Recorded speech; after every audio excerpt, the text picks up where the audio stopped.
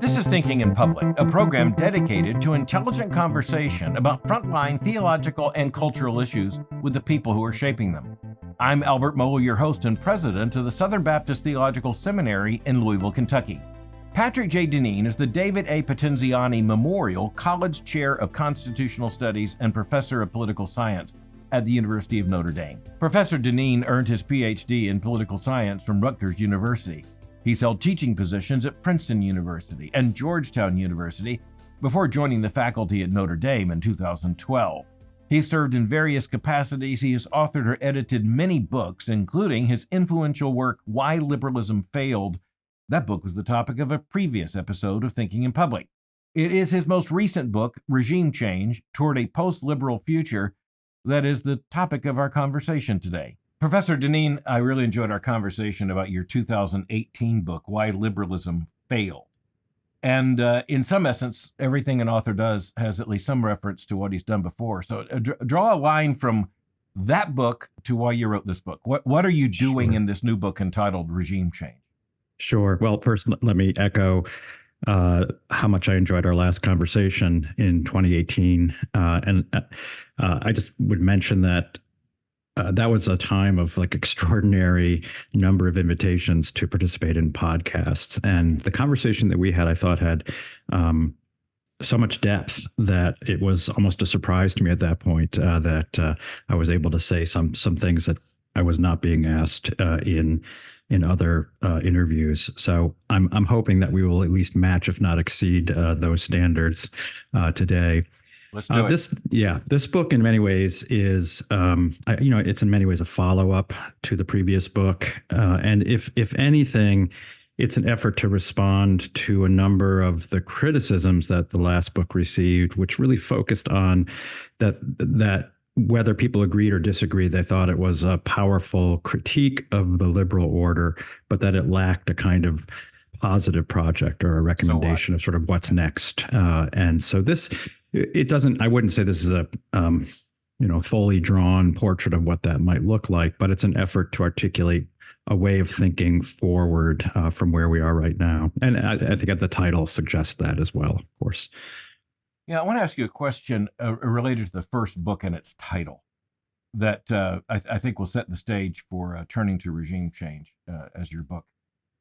You talk about why liberalism failed. And, I think there are an awful lot of people, even among conservative intellectuals, who would say, well, we're ready to agree with that. But you were not just indicting modern procedural liberalism. You were indicting liberalism. And that includes classical liberalism. And so I truly think your first book was something like a shockwave sent through the system.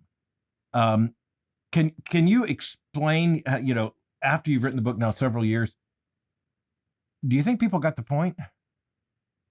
I think that they've gotten the point now that in some ways we've gone through a kind of a time of political crisis and a sense that whatever we thought of the stability of the political system and the order in the United States or in the West, the liberal West, that seems to have come to a conclusion that whatever the imputed causes, we're no longer in the realm of normal politics. We're no longer in the realm of, one party wins and another party loses, and then you succeed one to the other. It really seems that it's a kind of existential threat that we are faced by, not just differences of partisans within a political order, but even the potential of there being a different political order or some threat to the existing order. So I think that you're correct that in the first instance, it's not simply that I made an argument and that the argument was persuasive. It came in the backdrop of some significant political upheavals and changes. And so that's just timing that an author can't control, which, in this sense, it was fortuitous that book came out when it did. But I guess there's another way that this book had some resonance, in part because of those events, which was, I think, a growing sentiment and suspicion among lay people, as well as some political actors, that the divide between the left and the right, which I think you rightly point out, was between two kind of versions of liberalism, a kind of classical liberal tradition and progressive liberal tradition, that these two sides of liberalism actually shared a fair amount in common that was becoming visible as liberalism itself was coming under duress. And the way in which there was a kind of coalescence around opposition, for example, to Donald Trump, and you began to see, figures like Bill Kristol and a whole host of sort of never Trumpers, Jonah Goldberg, who would be defined as classical liberals, closing ranks with progressive liberals and saying, this is the thing we have to oppose. And suddenly it was in some ways revealed that there was more continuity between what had been thought of as opposite political sides than may have been visible at one time. And that was something that my book was also hoping and perhaps succeeded in addressing. Yeah, succeeded certainly in starting an argument, which you've continued in this new book, Regime Change. Professor, if you go back in American political history, say to 1960, one of the things I do with my students is sometimes make them read the platforms of the Democratic and the Republican parties in 1960. And, quite frankly, if you don't have them labeled, you can't tell the difference. Yeah. Other than marginal tax rates, capital gains cut, and of course, the Democrats have a more aggressive military posture than the Republicans at that stage. That's right. Yeah. So, it's pretty much the same thing. And if you look at American political conservatism, it certainly believed itself, for the most part, other than the paleo-conservatives and a few holdouts, it certainly saw itself as an extension of the argument of classical liberty, I guess is the way it was certainly drilled into me. And yet what we've seen is that the society in which that framework was created has basically been transformed.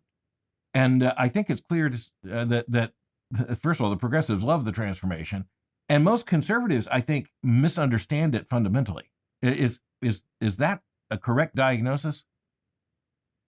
Yeah. So there's it's clear that the case that our society has been transformed in ways that track very closely the hopes and aspirations of the progressive left in our country. If we think about, of course, the transformations in sort of the relations between the sexes, or whether there are sexes, whether there are genders anymore, the definition of marriage as fundamentally elastic, as extendable beyond our biological understandings and identities as men and women. Just generally the way in which family has been, you could say, made into increasingly a sort of option that is less and less attractive to, the next generation, who see it as a kind of a burden, a limitation, a form of self-limitation that often ends up badly in the experience of many of these people in the younger generation when they see their parents. So in that sense, I think you can see the transformation as having been following closely many of the arguments that arose from the 1960s about the oppressiveness of the family, the oppressiveness of the patriarchy, so forth and so on.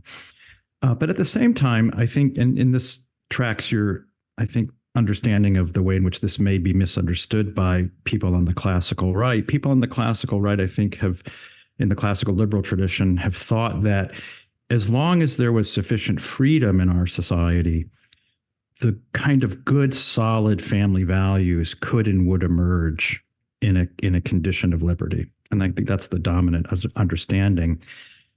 And yet, when you listen to the language of the progressive left, all of these developments that we've just been talking about, that I think you and I would both regard as very unfortunate, have all been done in the name of liberty. They've all been accomplished and succeeded in the name of liberty, of individual, untrammeled individual choice and optionality and unlimited, unbounded freedom of the individual. So how can a conservative movement, which prizes such things as Ronald Reagan would talk about family values and the stability that gives rise to, how can a conservative movement really hope, in a sense, to have traction in a world in which the language of liberty undermines the very thing, at least one of the things of central value that requires language that goes well beyond that of individual liberty? Professor, this is an aside, but because of some lectures and book project I'm currently involved in, I have been and because of front page cover articles in American magazines in the last few weeks. I have been over the last several days kind of immersed in polyamory theory, and I need a brain cleanse. but here's the thing. I'm glad you're doing the hard work. Yeah. So in other words, this is not the salacious stuff. This is the theory stuff. And you know what? It's the same theory as every other theory of sexual expressivism. It's the same thing. If you buy into the sexual revolution of the 60s, you can't fail to buy into this. They understand they're tying onto a project, and all the logic of autonomous individualism and liberation from established structures. Again, it reminds me of a key conservative insight, which is that once you start this project, you can only end it by arbitrary will, not by logic. Yeah. So I'll tell you what I've been reading, which is I'm doing some hard work too. I'm teaching a seminar right now, which we've just finished a segment on Herbert Marcuse. And so we've read some of the works of his Eros and Civilization, his One-Dimensional Man. Just yesterday, we talked about his really important essay, Repressive Tolerance, which is really a remarkable piece of writing that explains an awful lot of where we are today. Remarkably honest. It is honest, and it's also it's prophetic, because his argument is that if one wishes to attain genuine freedom and liberation in our society, one needs to cease the commitment, the kind of classical liberal commitment to tolerance, and rather advance liberty by a kind of especially repression of the recidivist, backward, conservative parts of the nation or the world. Yeah. And so when we think about cancellation and the crisis of free speech on campuses, you can go back and you can read Marcuse, who's often seen as the sort of father or grandfather of the student movements of the 1960s, and see there the kind of playbook. But here's the remarkable thing, that those who would regard Marcuse as simply a kind of contemporary or an updated version of Marxism, the accusation of cultural Marxism, people tend not to notice that his hero, the hero in that essay, Repressive Tolerance, is none other than John Stuart Mill. Yeah, which is a remarkable thing, right? John Stuart Mill of the work on liberty, in which Mill argues that tolerance and openness is necessary, but not for its own sake, for the sake of arriving at a truth, and that truth, at least in the social world, comports with the most radical forms of individual liberty imaginable. And this is why you need to have liberty in a time that that he viewed as oppressive. And once you attained that liberty, well, then you don't need tolerance anymore. Then you've, in a sense, you've attained the condition. So then you can actually begin to undo what's regarded as the intolerant remnants of society, the more traditional parts of society. So here, this is, I think, one of those instances where the desire simply to say, well, it's all the other side's fault. Marcuse, the Marxist, it's their fault, and not seeing the ways that the classical liberal tradition ended up being very useful to those that we regard as the most progressive, historicist, anti-liberal forces in the contemporary world. About 30 so years ago, I came across an argument, and I had intuited the argument, but I came across an author who just expressed it, and that is that modernity is a form of rationalized sexual misbehavior. And you get to the Frankfurt School, you get to Marcuse and folks like that, and not to mention some of the others we will not even discuss. Yeah, Wilhelm Reich is very important here. Absolutely. I'm not even going to describe his apparatus by name in terms of his theory. But the issue is sexual misbehavior is always back there. In other words, and that leads me to say, so when you talk about the regime and regime change, classically, that word is meant government. Mm-hmm. And you do mean that, but you mean a lot more than that in this title. I mean, frankly, no pun intended, the Frankfurt School was about regime change. Yes. And that's what you're calling for, but it's bigger than government. Yeah, and in some ways, it's more radical than attempting to change a government. And as we know, even from recent experience, you can change a government. The United States has been pretty good at toppling governments, but it's awfully hard to change a regime in the sense of a way of life, a culture. And we've discovered that in Afghanistan. We've discovered that in Iraq. So how do you affect a change that is much more radical In other words, it's trying to change the deepest presuppositions of the civilization. And so if what I'm arguing, what I argued in the last book is true, then to the extent that much of our political horizon is described or captured by the liberal tradition, and we divide that between a partisan right and a partisan left, what room is there for something that, in my view, is necessary as a deep corrective to a mistaken anthropology, a mistaken assumption of human nature? And that would require a regime change, not of government. In fact, most people who don't know what I write assume that I mean, like, let's have January 6th or something. That's a failure of imagination. It's just like not even approaching the comprehensiveness that one needs to think about. Rather, the way in which I use the word regime harkens back to the classical understanding of constitution, which you would find in Plato or Aristotle. Let's take Plato's Republic, which is called, the Republic is a kind of mistranslation. The actual translation of the title, Politeia, would be regime or the Constitution. And when he speaks of this, he begins books 2 and 3, when he begins describing what's the nature of the regime. What does he talk about? He doesn't talk about political offices. Socrates doesn't talk about the division of powers. He talks about education. And he talks about what is the proper schooling for virtuous people. And so he begins by rewriting Homer, which is pretty radical. It would be as if we were to say, let's rewrite the Bible as the necessary precursor to rethinking the nature of our constitution, our regime.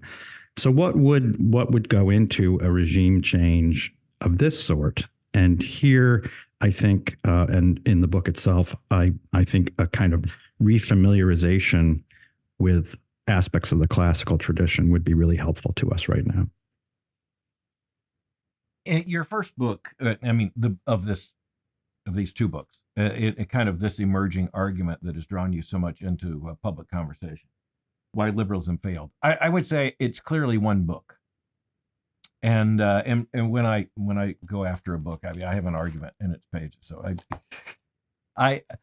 in taking the second book, I would say it's not necessarily just one book. It's several different things, several different books, so to speak, pulled together.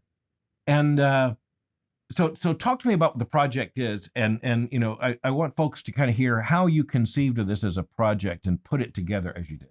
Yeah. So it's interesting. I mean, I in lots of ways I agree with you, because there were several books I wanted to write after this one, and I couldn't decide which one, so I may have just written all 3 in a single volume. But I think there's a through line in the book, and the through line in the book is the following. So I regularly teach the classical tradition courses on the history of political thought, and one of the constant refrains in the classical tradition it's the following: that every society seems to be riven by sort of 2 parties. And it can take different forms and it can express itself differently, but the 2 parties tend to be the few and the many.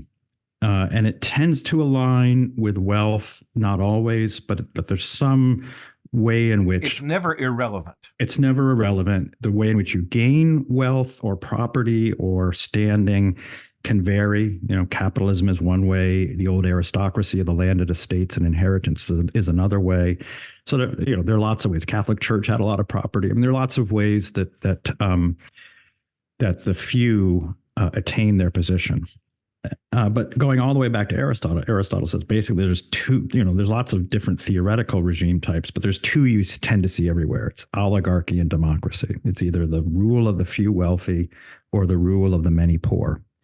And he goes on to say that not only does the world tend to divide politically between these 2 types, but every regime is internally divided between these 2 parties, with the likely outcome being that one will seek to rule over the other, and if possible, it will do so by establishing effectively a kind of tyranny in which its interests predominate over that of the other side, or in conditions where one is not able to establish superiority, it will just have a constant and ongoing civil war that can simply just lead to anarchy or both simultaneously.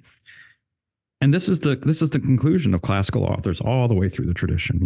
You can read it in Polybius, you can read it in Cicero and Thomas Aquinas. It's just a continuous refrain and a theme. And it's one, of course, that also is on the minds of our founding fathers.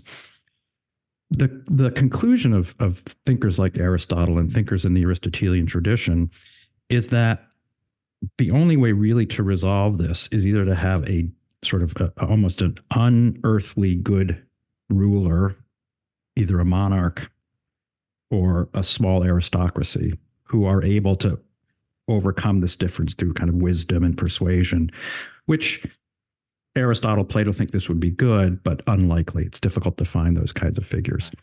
The more likely resolution is what they call the mixed constitution, to blend elements of these two regimes together where they begin to be indistinguishable from each other. So you take elements of each, you combine them so that each side, in a sense, gets to see themselves in the regime, to the point, for Aristotle, to the point where it ceases to be two regimes and it becomes one. So it's a mixed regime that's sort of like a smoothie as opposed to a mixed salad. I use that image in the book. If I could interrupt you for a moment. Yeah. Some of the reviewers of your book and some of the public conversation after the book suggest that you more or less coined the term mixed constitution. Yeah, these some people need to go back to school. No, I mean, if I did, it would make me, a titan of political thinking akin to Aristotle. Yeah. But no, this is really just taking a very old idea and one that I teach regularly. And then when you think about where our current politics are, when people talk about partisanship, for example, they talk about the division in the nation. What are they talking? They're talking about the things that Aristotle was talking about, 2,500 years ago. There's nothing new about what we're undergoing right now. Right. And I can remember in the 60s and the 70s, and I was a teenager in the 70s, very politically aware, active, trying to figure these things out as a Christian and as an American citizen, as a conservative. And I didn't have the intellectual categories in terms of class theory or anything else, but I did understand, first of all, even just from scripture, the importance of order, and the necessity of some kind of natural elite. The children of Israel aren't left in the wilderness without Moses. So it's just, and then the leaders of the tribes, etc. But then, you take it into modern American culture. One of the things that perplexed me, Professor, as a teenager, was that I would see the leaders of American labor unions speaking for the people, and then found out how much they were paid. Mm. And all of a sudden I realized, this picture is not as simple as it's not as if over here you have capital and over here you have just labor. Mm-hmm. These labor union bosses are paid a lot of money. They fly on private jets. They actually have more in common socially with the people they're supposedly negotiating against than they do with the people they're supposedly representing. I just mean to say, when you talk about a mixed constitution, this has been an intellectual problem for me from the time I was an adolescent, because it's not as easy as people think to map this out. No, in fact, it's extraordinarily difficult. And if anything, in so many words, I think the Aristotelian tradition recognizes that in most cases, if you look at regimes, you're more likely to find an oligarchy than you are a democracy, because it's simply more likely that those who possess to use the Marxist term, control the means of production or possess the greater wealth, are able to essentially control the system. Is that the administrative state? Yeah. Well, I think it describes an awful lot of what people now think about as the administrative state, but then beyond the administrative state, the extension of the deep state in the media, in universities, in the NGOs, and the kind of intellectual spheres. Right. So we don't think of the universities or the media as in the government or in the state, but they are an extension of the ethos of that. Yeah. Well, I mean, and so in this sense, you can say the sort of the oligarchic aspect of our regime. We call ourselves a democracy, and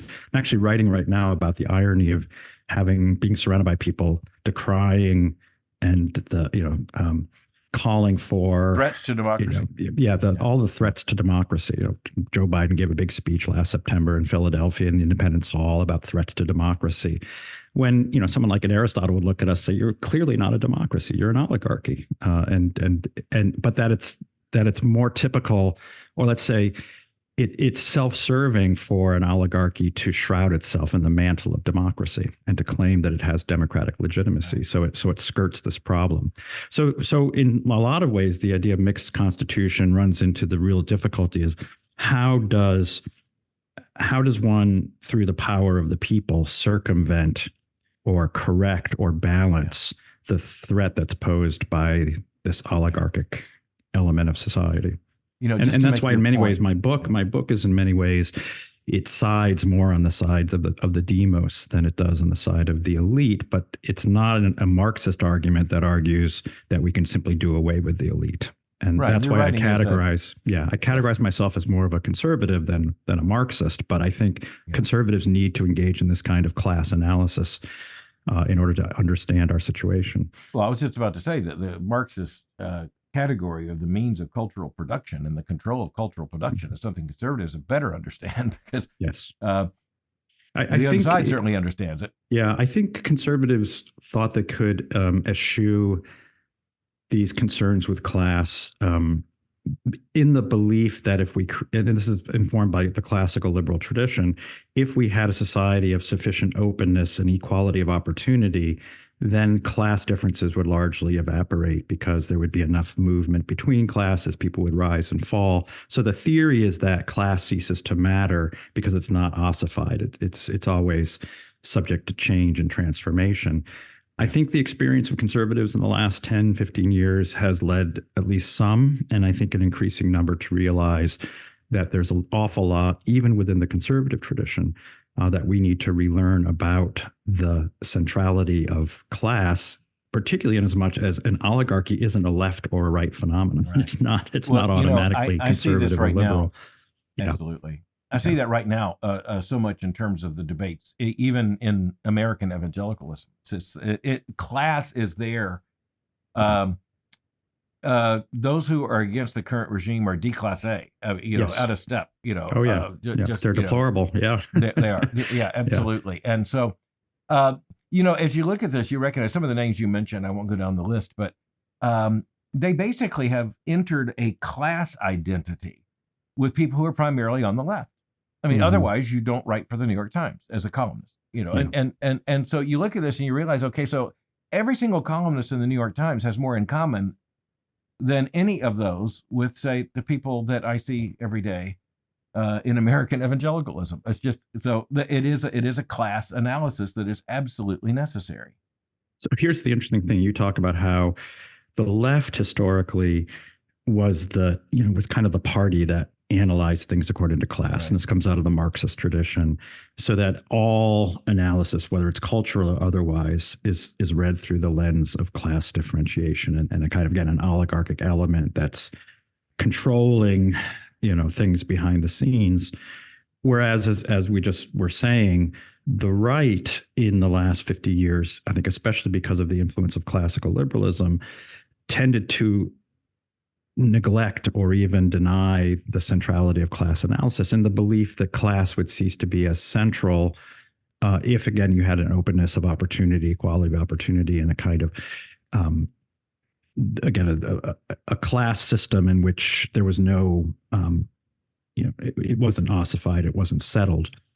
What's really interesting right now is there's been a reversal in which it's the left now that, especially through its embrace of DEI, through diversity, equity, inclusion, it's the left that now largely avoids class analysis. And most of, I think, what's going on, and most of what explains what's going on in the kind of institutions we were just mentioning, media, universities, the deep state, and so forth, is to shroud its oligarchic existence in the language of its egalitarian commitments, or with the shroud of egalitarian commitments. And this, in some ways, the sort of, and this sounds very Marxist, it's a Marxist analysis, that this is the shroud by which you hide the oligarchic elements of that really define the left now, which is the oligarchic party. If you look at kind of who are the voters, what's the voter base, or look at the chart of who donated to Biden versus Trump. Absolutely. In the last election. There's a remarkable chart in Bloomberg, if your listeners want to look back at that. in which it's all the sort of working class trades that donated to Donald Trump. And it's Google, employees at Google, Microsoft, New York Times, University of California that donated to Joe Biden. So it's increasingly the right that's engaging in a kind of class analysis. And so there's been this very interesting reversal that I think reflects a kind of reversal and change in our politics.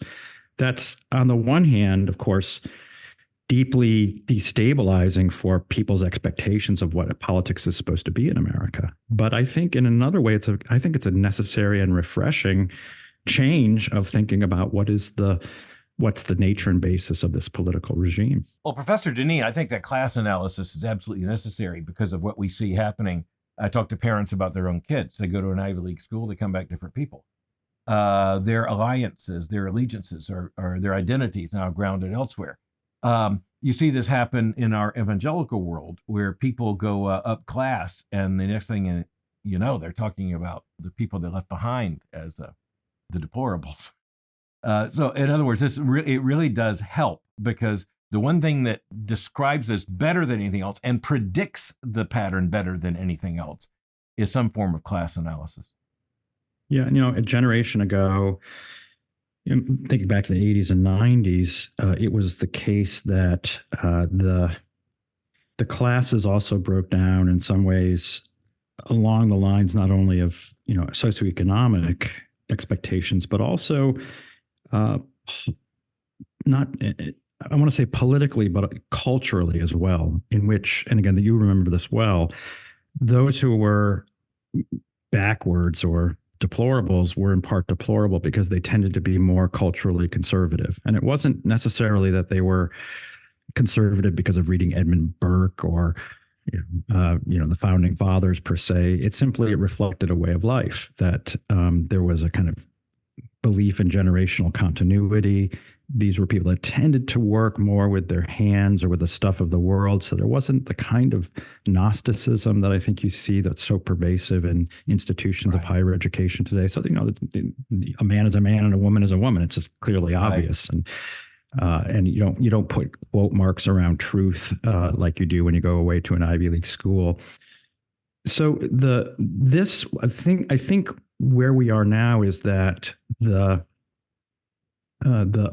those who we would describe as upper class, interestingly, act more culturally conservative, according to a lot of studies. In other words, they live that way.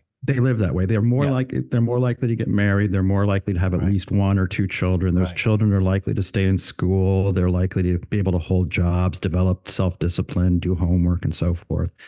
Those who are more downscale, a generation ago, would have been much more sort of not just culturally conservative, but would have lived that. And the basis of that, whatever that conservatism was, seems to have been completely disrupted and eviscerated, so that they are now struggling under high rates of divorce, high rates of out-of-wedlock birth, high rates of drug addiction. And we know about the opioid addiction, among other things. It's sort of J.D. Vance's world that he describes in his book, Hillbilly Elegy. So only in the course of about 25 or 30 years, you see a kind of reversal in which the people who had traditionally been the most transgressive are taking full advantage of a kind of lived conservatism. Partly, those people I only want to make the point, partly because it has to do with the accumulation of capital and the preservation of capital, including the capital of their own children. That's right. Excuse me. So no, that's absolutely right. So it is capital, but it's not only capital, because the lower classes, if you want to put it that way, the working classes, were able to maintain and even, have better rates of marriage and childbirth and wedlock and so forth with less means. So it's also the accumulation of what we might call social capital, or the privatization of what used to be broadly sort of social goods. I refer to them as kind of social utilities of things like the trusteeship of the local pastor or the local businessman or the local lawyer or doctor, who would be exemplars of a kind of moral professional excellence in their communities. And what do we see that's happened now?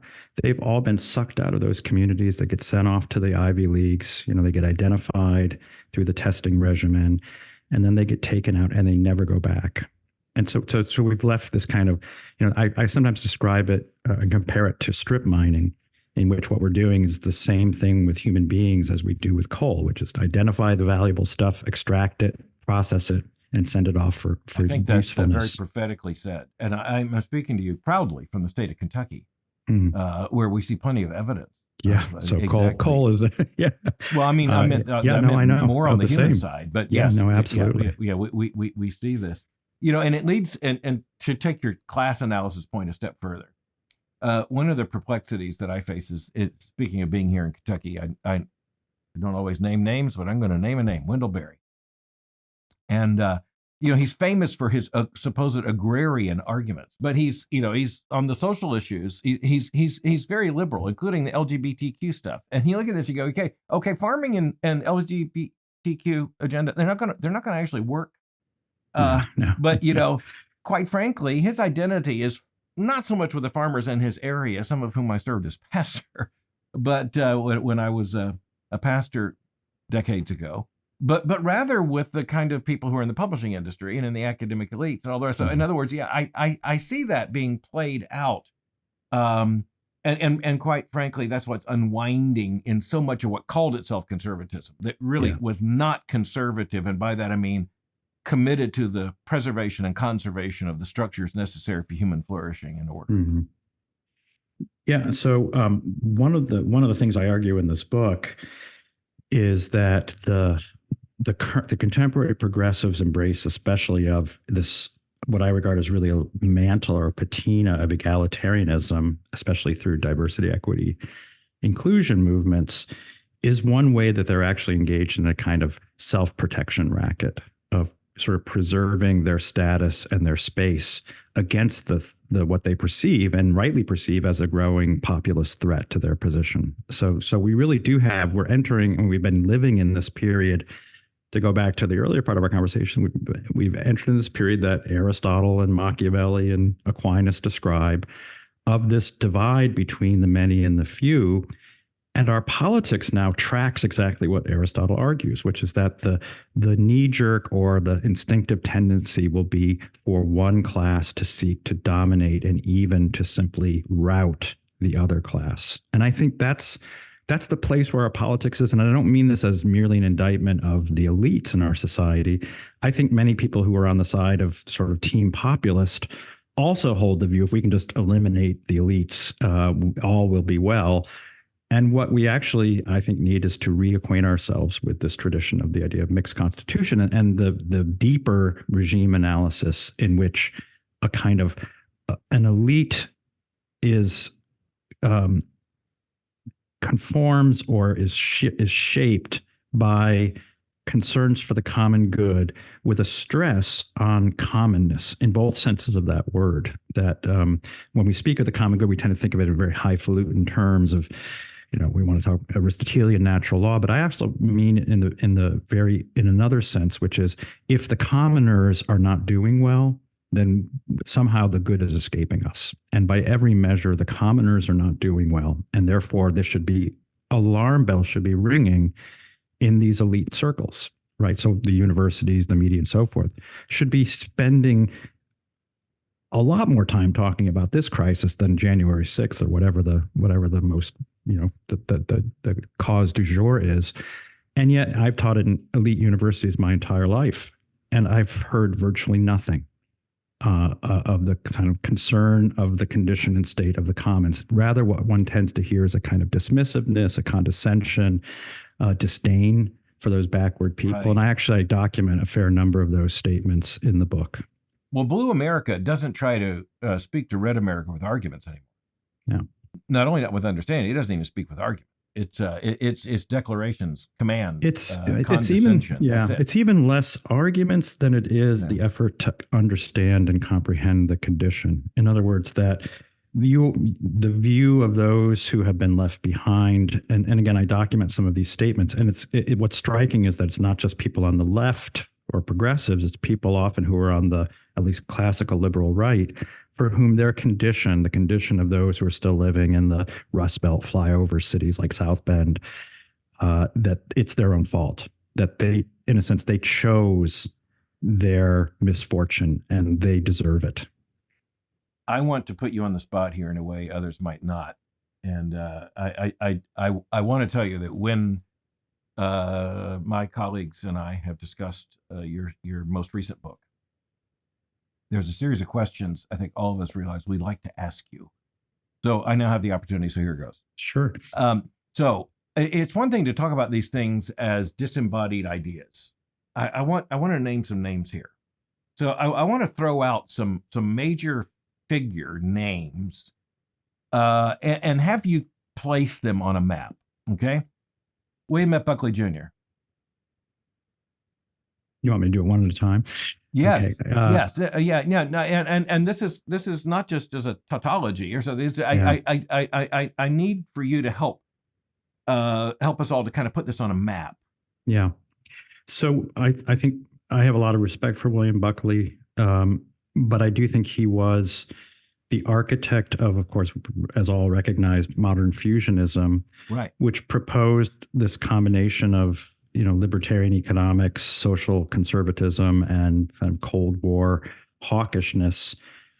And I think that was what's often called the three-legged stool, was inherently unstable. That without the external pressure of the Soviet Union and the Cold War, right, it was really just a functioning political coalition, which is fine. That's politics demands coalitions. But internally, it was incoherent. And that incoherence, I think, has and those on the inside knew it. They did, and you can see those debates. I mean, Russell Kirk right. against Frank Meyer, absolutely, which was a fierce debate. But wasn't it historically necessary for us to even be having this conversation today? I mean, in other words, I think there's a sense in which I, among others, reading the book, but I've been in conversation with others, would say, yeah, but it's one thing to say this needs to be rethought. Mm-hmm. It's another thing to recognize that we can't rethink without bringing everything that American conservative thinking has been working through. And I don't want to be uncritical. I just want to say, okay, so here it is, whether it's a George Will, and I really look forward to talking about George Will, sure, or a Russell Kirk, because Russell Kirk is in many ways a major figure in the background of my own thinking. Edmund Burke. I see myself as a continuation of that tradition, mm-hmm. but not uncritically, and as a Christian theologian, seeing the ontological threat. Mm-hmm. I think they vastly underestimated what they were up against. But I hope I'm making sense. If I talk about William F. Buckley Jr. or even a political figure like Ronald Reagan, because none of this matters in American constitutionalism unless someone gets up and eventually makes arguments and wins an election. Right. But I think what's important, at least from the standpoint of what I'm trying to do in this book, and what I think a number of people who are thinking through these issues right now, someone like Ronald Reagan is, you could say he is he's an extremely successful political figure, but he's also the inheritor of the predecessor debates, the predecessor efforts to forge a certain vision for what conservatism should be. All the time as a continuation, in one sense, of Franklin Delano Roosevelt. He did that, although of course he was also having a debate with the New Deal and the right. results in the Great Society, but I mean, and so forth. He did not see himself as discontinuity with the American political tradition. He saw himself as a reset. Yeah, no, that's right. Where I think we are now is in some ways where William F. Buckley and Russell Kirk were in the 1950s and into the 60s, which is the refashioning of a conservatism that, and I think this is what lies behind your question, that's consistent with the American tradition, that's not inconsistent with it, but thinks and rethinks it through the lens of a new condition. And an awful lot of the debates that I've been engaged in have been with those who come out of that Buckley tradition of fusionism and the National Review. In fact, a lot of people I'm having debates with write for the National Review today. Jonah Goldberg, who used to, is one of those people. But in which, in other words, there's a conservatism now that thinks if we can just keep doing what we were doing in the from the development of conservatism in the 50s and 60s, and then its successful political instantiation in the 1980s through today, then all will be well. And then there are those like myself who are in the position, well, all is not well. And in fact, the conservatism that was devised in the 1950s and 60s not only seems not to have done the trick, but maybe in fundamental respects may have actually unwittingly contributed to the worsening of our condition, which gets us back to the problem of this unfettered language of liberty. I agree with you. I just want to be Augustinian in the sense of acknowledging we didn't emerge into this conversation as if we haven't been a part of all this. In other words, I see all of this as, I see Ronald Reagan as infinitely preferable to the alternative, and and I see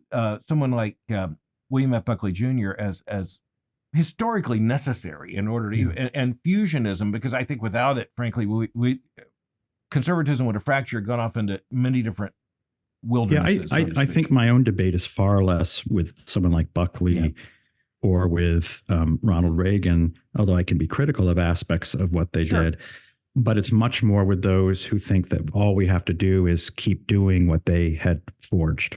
Yeah, I really don't meet many of those people, honestly. I feel like I'm surrounded by them. Yeah. No, I think in fact, I think they're sort of marshaling their forces and are hoping at least that sort of a kind of post-Trump world will be the reassertion of the sort of fusionist combination. Well, I published an article today in which I said, look, here's the fact. We don't know anything about. We do know the future of the Democratic Party, frankly. We know the future of the left because they're all there. They're in place. The amazing thing is that it was not one of them who carried the standard in 2020, but for political reasons, they understood, we need to buy a little bit of time. But if you take the age issue and you say, okay, we're going to step beyond Biden and Trump. Well, we know what's beyond Biden. We don't know what's beyond Trump. That's an open question. Yeah, and that's why these debates that are within the conservative world are actually,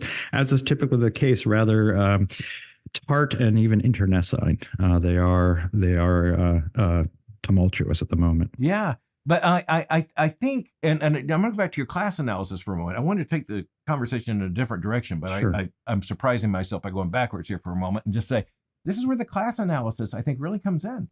Because the closer you get to people who hold tenure in certain universities and hold, prize positions controlled by the dominant elites, it's amazing how much they love Reagan now when they hated him at the time. They paint this. I saw Reagan's daughter, Patty Davis, has published an article over the weekend on how much her father would be offended by the Republican Party today, and I'm sorry, but I'm the inner Marxist in me is coming out and saying this is about class. It's about commitments. But I want to take it one other direction and throw this at you, and that is this. I don't consider anyone as a part of the conservative conversation, period. I'll just say this emphatically, categorically, who believes that a biological male in a swimsuit should be standing on a women's swim team at an American university. And that's where I think the dividing line is going to come. It's ontology. It's not marginal tax rates now. It's biology, ontology. And I think the sifting on this is going to be necessary on the right. I hope you're right. I have less optimism or confidence about this, only because if you'd asked me maybe 10 years ago, what will be the defining issue of where conservatism is, I would say, it's gay marriage. That conservatives will never, to be a conservative will never be to come out in favor of or to condone or just to become silent about gay marriage. So it does seem that in America, there's, I'm not the only one to describe it this way. I'm not the first, but America, at least in the 20th century, seems to be something of a ratchet wrench moving always to the left and never being able to sort of go. That's a constitutional argument, as you well know. Yeah. I mean, that's the gay marriage. The ratchet argument is a constitutional argument that appeared in the Supreme Court jurisprudence. And it goes only to the left. It goes only to the left. Yeah. But here's the problem though with that, or an additional problem, which is that it doesn't merely affect the left; it affects the right, and the right is always in some ways defending the position that the left just abandoned to move further leftward. But then I don't think they're conservatives. And that's agreed. where, the distinction between the right and conservatives, because the right is merely comparative. Yeah. But, Thomas Sowell made the distinction, I think, absolutely crucial between the constrained and the unconstrained worldviews. And basically, so where liberalism is unconstrained, and by the way, I don't think he saw non-binary identity coming there, but it was unconstrained, and the right is constrained. Well, I think what you're talking about are those who want to be just slightly more constrained than the far left. And they understand it as a matter of time. And this is where they sometimes will throw out a Burkean insight, such as, the change in manners over time. Well, the change in manners is not the change in ontology. Right? That's true, but it's not unconnected. It's not unconnected. Because the change in manners has a lot. So I often think of a line that occurs in Alexis de Tocqueville's Democracy in America, in which he says, a really intriguing line, in which he says, Americans, they say liberal Democrats, will find forms to be abhorrent. They will always be opposed to forms. And what did he mean by that? So forms are that which create a shape or are a shape that in one sense, like I have my coffee mug here, that's a form and it keeps the coffee in my mug and not on the table. But we could spin this out that forms are all of the ways that, especially in nature, but also not in nature, that we draw distinctions. So you're dressed in a nice jacket and tie. I'm business casual. We would say you're more formal. Right? That's one way we speak, and I'm more informal. And if I was my students, I'd be wearing a hoodie. And that the tendency or the ratchet wrench is to move toward the informal in liberal democracy. So the same mechanism that leads us to have informal Fridays or informality in address that it's which is 7 days a week now, by the way. Yeah, it is. It is 7 days a week. Not to be addressed as professor or doctor, but as Patrick or hey you or dude.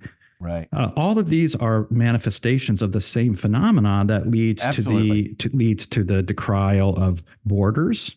That's a form, right? To have a nation is a form. It leads to the decrial of religion as opposed to spirituality, right? Liturgy as opposed to just simply feeling an emotion that I have or a connection or spirituality that I have. And of course, it leads to the denunciation of the idea that there's somehow in nature a man and a woman. So it seems an odd thing to claim, but the move toward informality is not disconnected in its deepest philosophical form. The blurring of distinctions. Or the elimination of distinctions. I agree with you entirely, but that is not what the kind of soft right argues. They argue precisely that you can change the manners without changing the metaphysic, but now they're agreeing to change the metaphysic, is my point. In other words, if all you want to be is less unconstrained than the other guy, you're still unconstrained.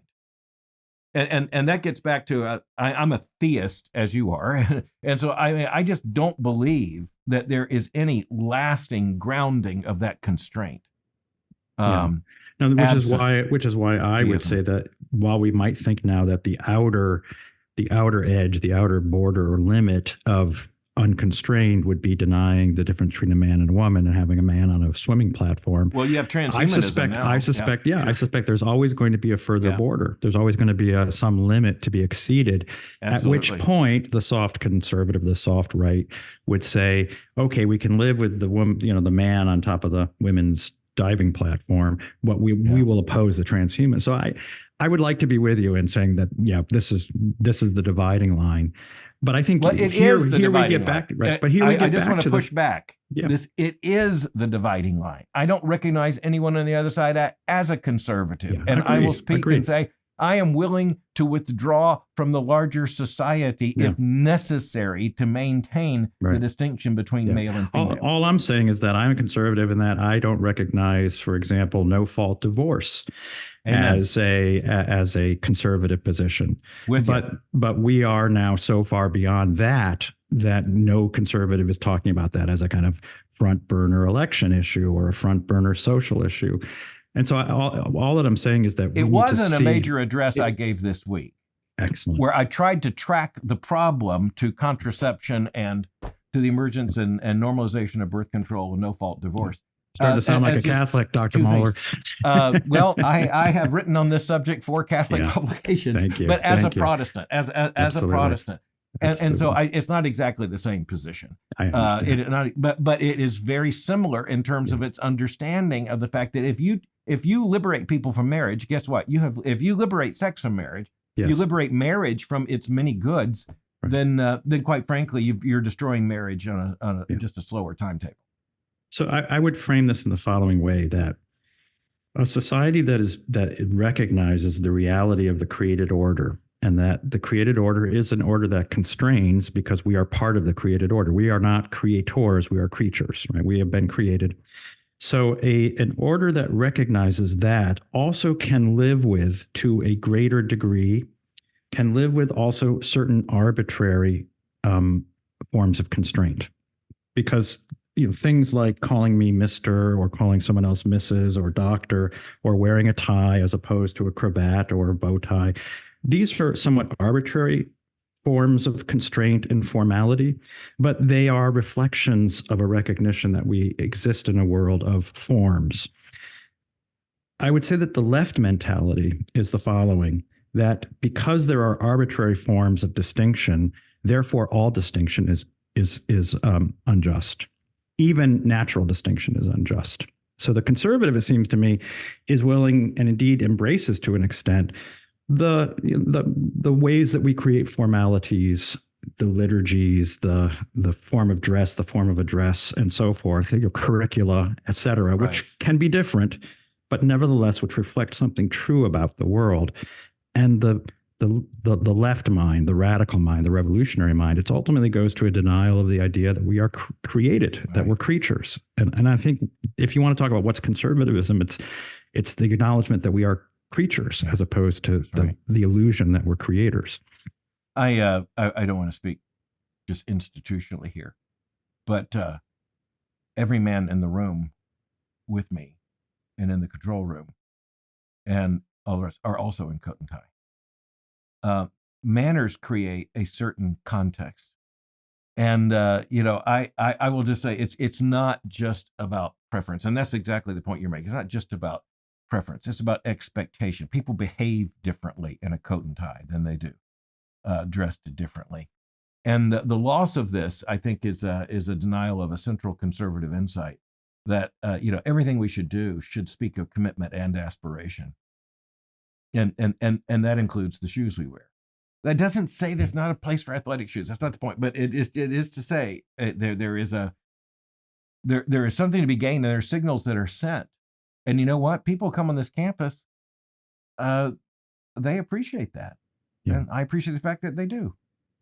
I'm told by my students that I'm one of the few faculty now at Notre Dame that wears a coat and tie and pocket square and sometimes a pocket watch in my vest, that I'm one of the few on campus, and that many students appreciate it. And I tell them, so a Baptist wants to say, well, if that's true of Notre Dame, for crying out loud, I know.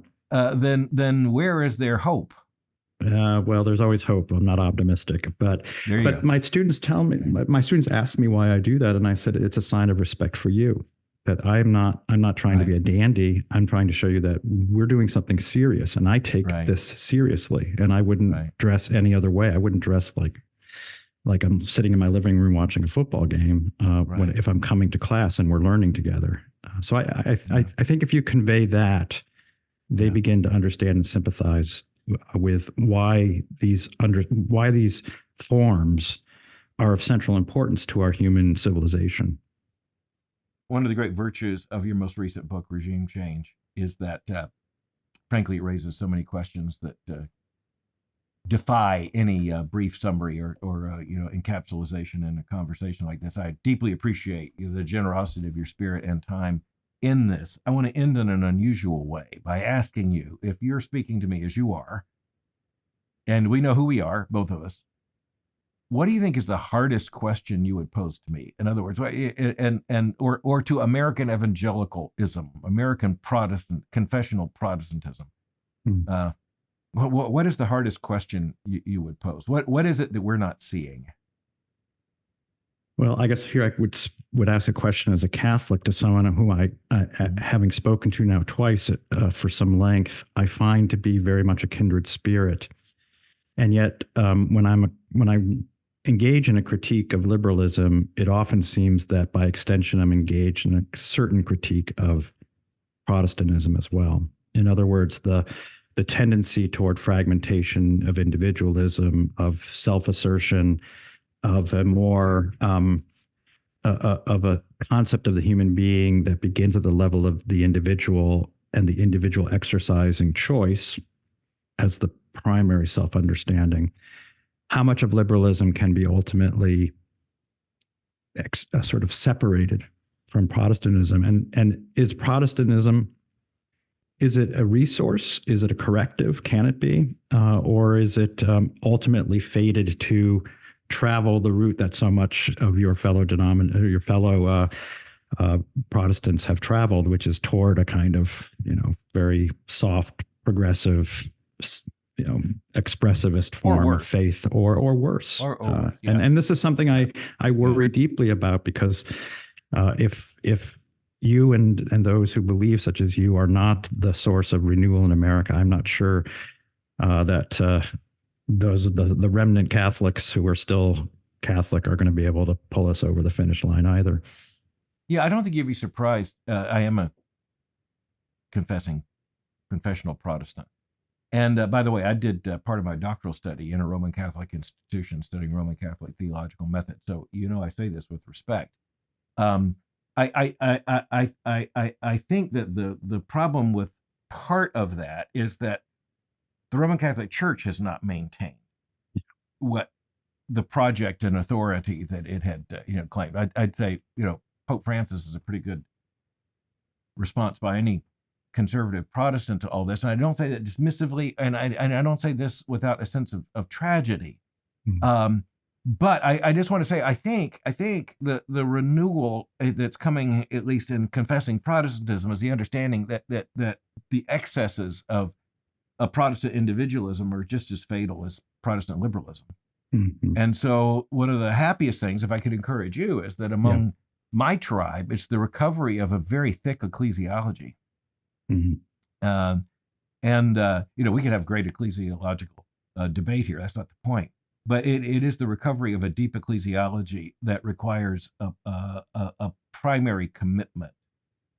That's very different than the kind of mainstream Protestantism into which I was born. Mm. I hope that makes sense. And maybe a word of encouragement. Yeah, no, I take it as such. No, and I'm fully aware of the shortcomings of my own tradition, and certainly in recent years. For me, I'm always sort of keeping my eye on the positive faith, and on days where things might seem to be a little bleak, I can open up my Thomas Aquinas and Pope John Paul II and find an awful lot there, as I'm sure you can in your tradition as well. So I think those of us who are grounded in a tradition, those of us who are grounded in a tradition will always have resources. Yeah, and I don't know how much the folks at Notre Dame are interested in the conversation going on here, but I can guarantee you that and this is the biggest such institution there is. I think you'd be encouraged to know the kind of conversations that are going on here, which include the conversation about the very things I think that would animate you. Mm. And that's why, when we are together in a conversation, I think it gives me great hope. And I just want to tell you, as a threat or a promise, there are an awful lot of young Protestant conservatives who are a part of this conversation and want to be. Yeah, I certainly see it as a promise. And moreover, I find it encouraging that maybe because of the unfortunateness of our times, in conversation with you, I find much more of a kindred spirit than maybe our grandparents might have. So that's a happy consequence of maybe sorrowful times that we live in. Well, and it is also something that I believe makes me more faithful, even as a confessional Protestant, and thinking these things through honestly, carefully, and as a part of a much larger and longer conversation than might otherwise be realized. I want to thank Great. you for contributing to that today. I'm thankful for you and your work and for this conversation today. And I want to commend for reading Professor Deneen's latest book, Regime Change Towards a Post-Liberal Future. Read it and join the conversation. Thank you. Thanks Dr. again, Mohler. Professor. Appreciate it. Thanks.